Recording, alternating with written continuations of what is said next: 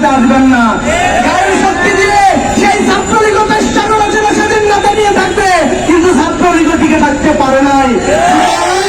যদি মনে করেন গায়ের শক্তিতেই টিকে থাকবেন, তাহলে মনে হয় আপনি ভুল দিকে আগাচ্ছেন। বাংলাদেশ এই 5 আগস্ট পরবর্তী সময়ে দেশের শিক্ষা প্রতিষ্ঠান, শিক্ষার সুস্থ পরিবেশ দেওয়ার জন্য চেষ্টা করছে। আমার মনে হয় শিক্ষার্থীরা আপনাদের এই বিক্ষোভ আর বিভৎস মুখে রাজনীতি দেখতে চায় না, বরঞ্চ এই বিভৎস রাজনীতি বাদ দিয়ে শিক্ষার সুস্থ পরিবেশের মাধ্যমে যে রাজনীতি করা যায় সেই রাজনীতির দিকে অগ্রসর হন, এর মধ্যেই কল্যাণ রয়েছে।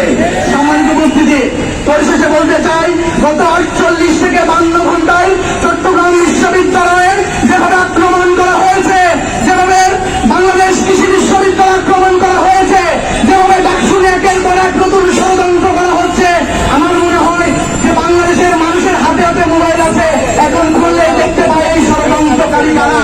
আমার মনে হয় এই ষড়যন্ত্রকারী কারা এই বাংলাদেশের মানুষের কাছে আজকে স্পষ্ট হয়ে গেছে। আমি আমার শিক্ষার্থী বন্ধু, আমার বিরোধী দলীয় যারা ছাত্র সংগঠন আছে তাদেরকে বলতে চাই, বাংলাদেশের মানুষ আর বুকার স্বর্গে বসবাস করে না। এই শিক্ষার্থীদেরকে নিয়ে নতুন করে যদি মনে করেন মত তৈরি করবেন, নতুন করে হামলা করবেন, নতুন করে মামলা করবেন, বিশ্বাস করুন আপনার রাজনীতি বাংলাদেশে এরাই আপনাকে আর চলতে দিবে না।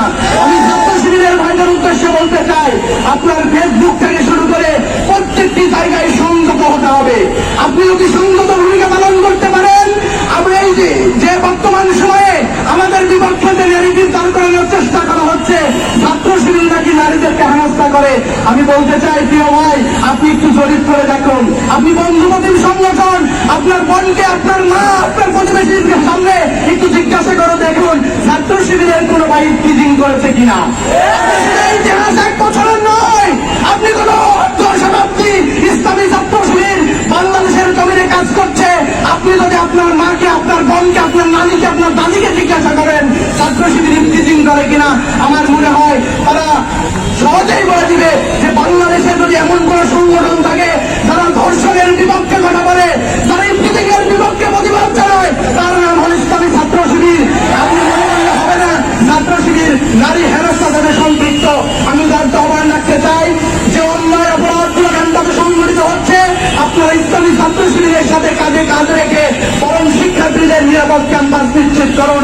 এর অন্তরালে যদি কোনো সুবিধা ভোগ করার চেষ্টা করেন, তাহলে কিন্তু ঠিক আপনাদের পরিণতিও হাসিনার ছাত্রলীগের যা হয়েছে তার ব্যর্থ কিছুই হবে না। সতর্ক থাকার জন্য, ঠান্ডা মাথায় সতর্ক ভূমিকা পালন করার জন্য অতি আবেগী নয়, বরং নিজের যে আমরা আগামীর বাংলাদেশকে করতে চাই